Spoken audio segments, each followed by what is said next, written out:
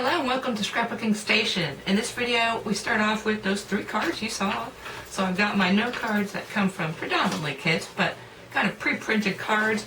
Then the video is really long, not because the technique's hard, but because we make lots of samples.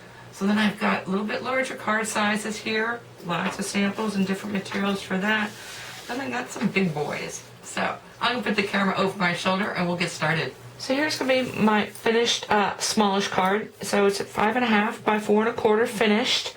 And you're going to notice this is actually to scale. So this sketch is to scale. I'm going to take a photograph. And as always with these easy cards, I'm going to start with a pre-printed and pre-scored card. And this would be actually a kind of center focused tall book fold. And we're just going to change it up a little bit.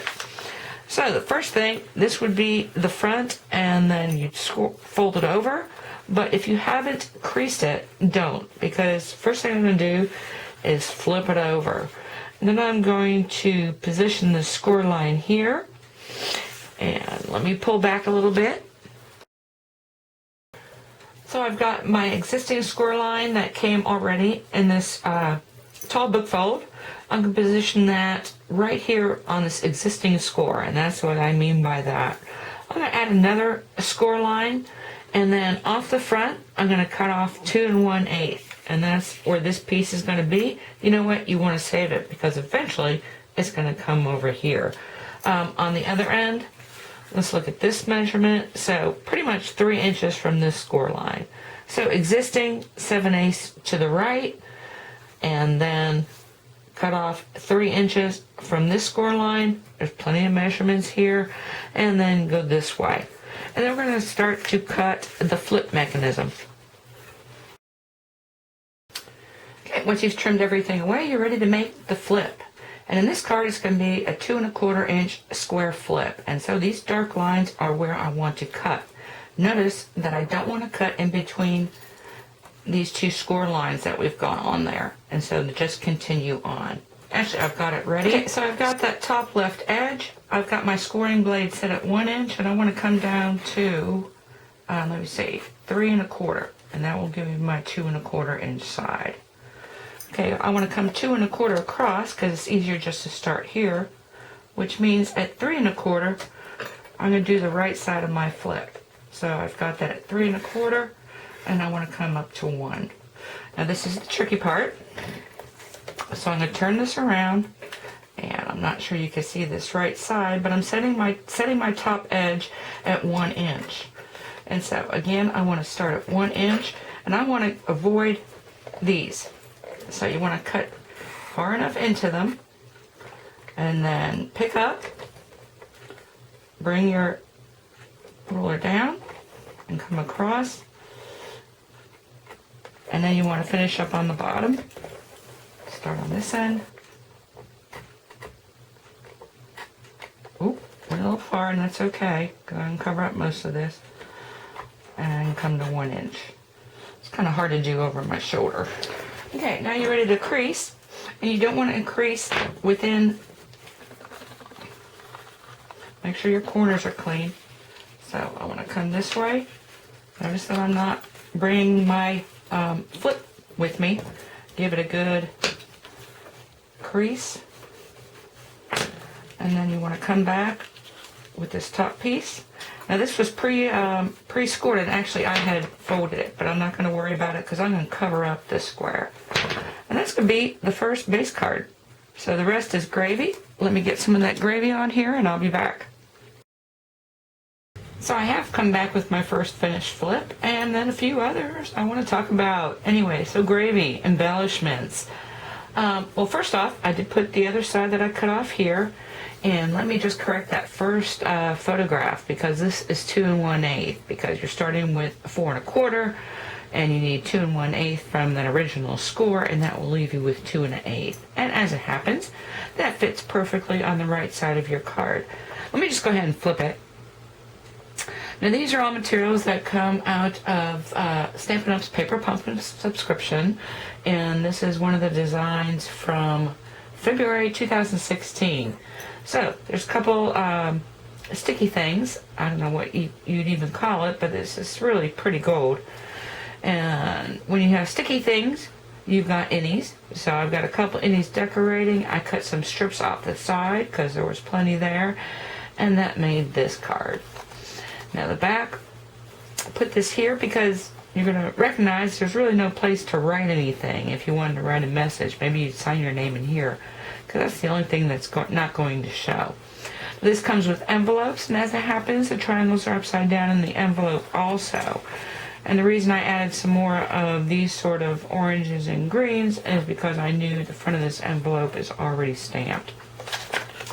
So, finished up with that. So now I was kind of thinking, since I've already got the formula down, pretty easy, take off 2 1/8 on one side, 3/8 on the other, and I would have a really pretty card, especially when this is from Paper Pumpkin. I think it was April, but another center-focused book filled with nothing on the inside. So, created this and went like this, and actually had a big old headache because I didn't realize I always measure my 12 by 12 papers, pattern papers, to make sure they're actually 12 by 12, and I never thought to do that with the card. But this card base, let me bring both of these in.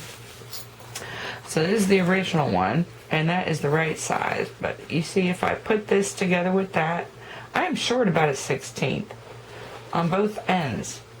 Actually, it's almost a 16th and a half. So this card is not standard 5.5 by 4 1/4.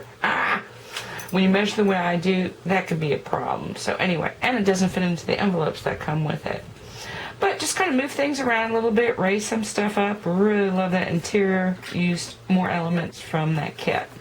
Then I'm going to talk about this last piece. So this is the way this card base comes. So it's printed on the front and the back. And of course you want to open it up, make that your interior. And it's got this little tag on here. So I just went ahead and decided to make it the same size. So trimmed off the bottom and did all the trimmings pretty much the same way. Now I want to talk about the flip for a little bit, because we've kind of been taking that for granted. So in these first 2 cards, I just used different size squares. And I positioned the square, because I know this is 2 1/4, so I know I've got 2 1/8 on this side. So pretty much position the square, or whatever it is you're going to cut, circle, and we're going to talk about framelits here in a second, right there on that original score line. And this way you're going to have a flip that comes exactly back, well, this is the side you cut it on, so you know that's going to be exact. But it comes right back into the front of your card. Now this one again, it was a little bit larger square, and like I said, dimensions are a little bit off because I wanted this kind of centered in the card. And you can move it up and down as much as you want to, as long as that center line is on that score line.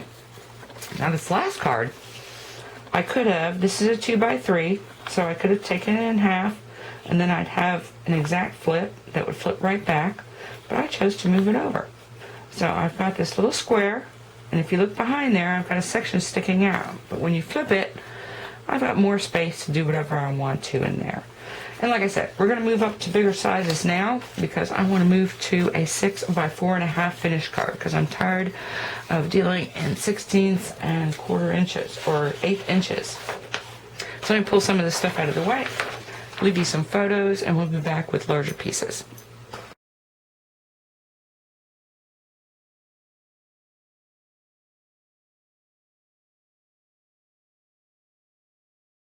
So the size we're going to be looking at first is a 6 by 4.5 finished card. And we're going to do a lot of variations with this side, because I kind of like having a 6 by 6 base card to start with. So that's a pretty small base card for such a big finished card. And of course, if you work in 12 by 12, that means you have 4 base cards out of a single piece of cardstock. Also, get a pretty pattern with some nice corner treatments. And you've got 4 tops also, if you cover your cards. So that's what we're going to do in this first card. So I've already got my first base, and this is Whisper White, scored. So I've got 2 1/4 from the left side, then another 3/4, and that leaves me with 3 inches on the right. And so that's my score line. I went ahead and already cut across on my pattern paper. I began with a 6 by 6 just because it was easier. And I actually cut it just a little bit shorter. And by a little bit shorter, it's like 1/16 to 1/32 inch. So just under, in this case, 2 1/4 for this side. I come and then cut my 3/4 inch, or a little bit less wide than 3/4 inches, and then the panel that's going to go on the right, and then I've got an extra for something. Now this is double-sided, so I don't know, I might use that, I might not. Now, before we start cutting the framelit, I'm going to go ahead and attach this piece to my card base, and I'm going to attach this piece to my card base. So let me do that, and then I'll be back to talk about the cutout. Okay, so here's where we're at, and first I want to talk about the flip. And I know you're saying, oh my god, you crossed the spine. First thing you need to consider, is it symmetrical in both directions? And so I just cut one out of paper. These are floral framelits from Stampin' Up. And if you fold it into quarters, will they meet exactly? And that's what you need to do for this technique, because what we're going to do now is I'm going to lift this, and I marked this. You could actually use these points here on your first score line off from the left. So I'm going to pick this up. You know what? I've got my flip cut out. I can do this because I know I'm going to cover it. And now I want to do my spine. And I inadvertently glued that ahead of time, so let me do that. Because I don't think it's sticky anymore. Because what you want to do now is this strip is what's going to hold your flip together. Okay, so I've got that down there. All looks good. I did add that other piece because I am down. I didn't talk about this either. This is unforgettable, and I am down to scraps. And actually, after this project, I think I got to let it go. I've still got a couple other squares, and that was my last 12 by 12 paper. So this is a great design for your niblets, I call them. So now I think I am ready. Let me think about this for a second. Yes, we are ready to go ahead and give it a good score. So I'm going to fold this back, see how it's meeting exactly. I love it. And this one's going to come up like this. Now, while I was at it, I went ahead and put my cover pieces. So I've got a cover piece that I've got to decide on the inside. Actually, this is probably going to be the outside, and this is going to be the inside. So I cut two more in what remaining patterns I have, and then I'll just be back with the finished embellishments. What's fun about any of these cards in this video is that once you get the pretty patterns on your flip and your panels, it doesn't take much. So all I've got is a couple more butterflies. And so I cut those out in cardstock with 3 butterflies and 2 shadows from hot off the press. And then, of course, you want to probably say something. So, salutation. And this comes from Because You Care. So this was a hostess set from Stampin' Up. Of course, a real pretty envelope. And I just embossed dry embossed the flap with a kind of all over butterfly pattern. And if you're wondering what happened to the rest of them, I actually put them together in a kit. And the only difference with this is, because I wanted to cut those panels out exactly to match up with this framelit, I just put temporary adhesive on both panels. And so that would hold them in place while I cut, and this way they're going to come together perfectly. So that's this card. Oh, I want to talk about this element because it does stick in right to this point, and that is kind of the no crossing zone. So I made a demo here. So here's a little demo card, and I just got a square and I turned it up on point, and so I'm creating the flip exactly the same way I always do, and this is the middle piece. And so again, we can't cross over this line, and when you're coming from here to this side, let me show you what happened. I got this little clip here. You can't cross over this score line on this side. So you can stick things out over here. Just remember that they're going to show up on the back side. You know what? Take them out for a spin before you attach anything permanently. Anyway, that's that demo. I've got another card, and this is it. This time I'm using a circle. Construction exactly the same, so exactly the same size. And this is the way that's going to turn up. So keep calm and eat a cupcake. Now, if you're looking, you're saying, wow, 1, 2, 3, 4, 5, 6, 7, 8, 9, because these are 3 different patterns. You really don't have to do that. If you create your 6 by 6 panel, kind of piece together the 3 patterns that you want to come across the card. So in this case, I've got like this, because not all pattern papers are as pretty as that butterfly. So this is great for these card kits where you've got over 100 die cuts, but only a few pattern papers. In this case, I've only got 7 8.5 by 11 pattern papers.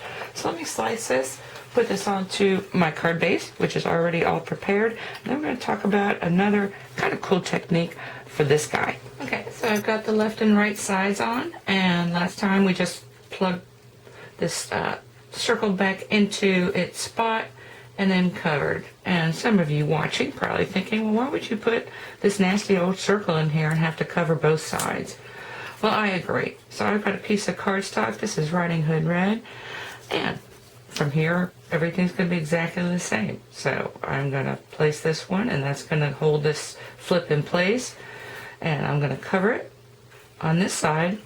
But when you flip it, you're going to have a solid, ready to go without score line circle. So anyway, just another alternative. And like I said, when you've got little bits of paper, now you just add a couple of embellishments and we'll be ready to go. So I'm just going to leave pictures of these two finished cards.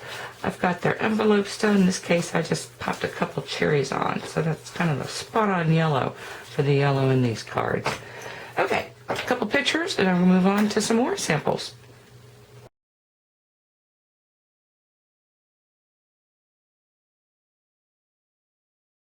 Okay, these are my last two samples in this size. And I just want to do something with hunky-dory because you've always got, again, kind of seems like a lot of die cuts and very little adorable scoreable.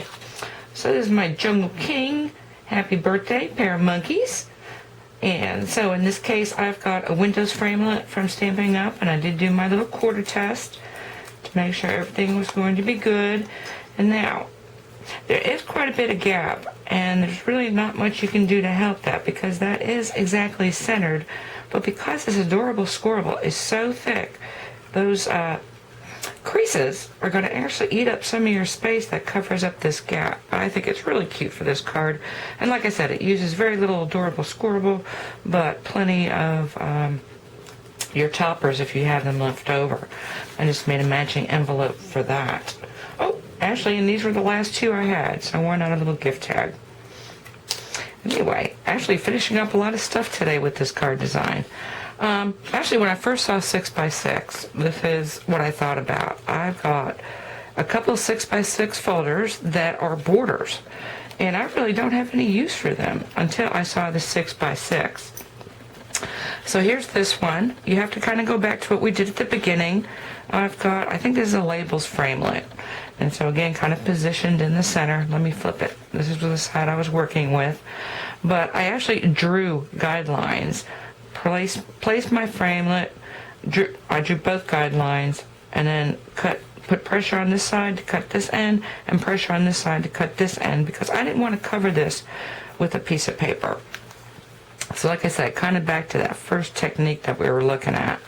And then this is Coordinations cardstock. And so once I cut the framelit first, then went and put it into my 6x6 so I can get these edges, and then sanded it. And that gave me my coordinations. And these are some bezels backed with vellum, so patterned vellum, really pretty. Okay, I want to move to a larger size now.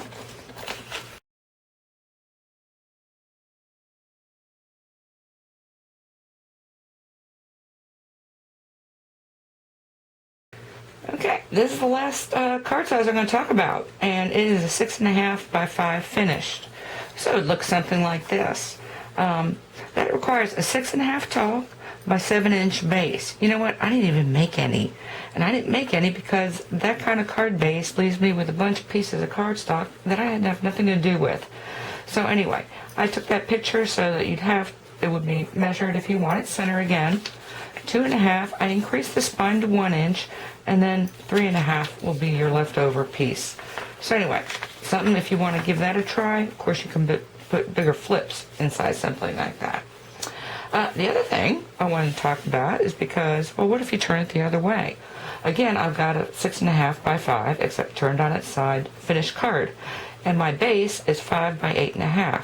Now, I can live with a 5 by 8.5 inch piece of cardstock, because that means I can get 2 out of 8.5 by 11 and have a strip to spare. And how this would measure out if you want this in the center will be 3 1/4. Again, I've got a 1-inch spine here for this larger card, and then 4 1/4. I'm going to talk about the spine measurement for a second because it is somewhat arbitrary. You've seen some in ace, 3/4, now 1 inch. I wouldn't go much below 3/4 because then if you try and display it like I have been, it gets really unstable. And that's why I went to 1 inch on this. Now, I do have a sample for this card because I was thinking if you like playing with different techniques, sometimes you've got panels, you're not sure what to do with them. They make great backdrops for these cards. And this is a Mega Flake panel that I did, it's been a couple weeks ago. Like I said, I kind of keep them and save them for something. Of course, I went back to using a rectangle, and I kind of like the fact that I've got a little square here and then a larger one in the back. So, back to basics here. And then I thought, you know what? The other thing, which I haven't shared, is that the spine does not have to be centered like this. So I can move this 1 inch anywhere along here. And what made me think of that, I was looking for kind of center focused designs, and I saw this. And when I saw with this salutation over here, I said, well, that would be a great place for a flip. And so I've got this base card ready. And so, again, kind of the same thing. I just moved the inch over. So I think I started with 2 inches, went 1 inch, and that leaves me with 4 inches for this side. And I just got as far as covering it. So again, I'm going a little bit of a rectangle and have a salutation there. I actually do have that big dazzle to stick here. But I'm not going to finish that. Like I said, you can just keep tweaking and moving the base and changing sizes, and you'll be here all day or a couple of days like I was. Anyway, I hope you took something with you that you can use in your own card making, and thank you for watching.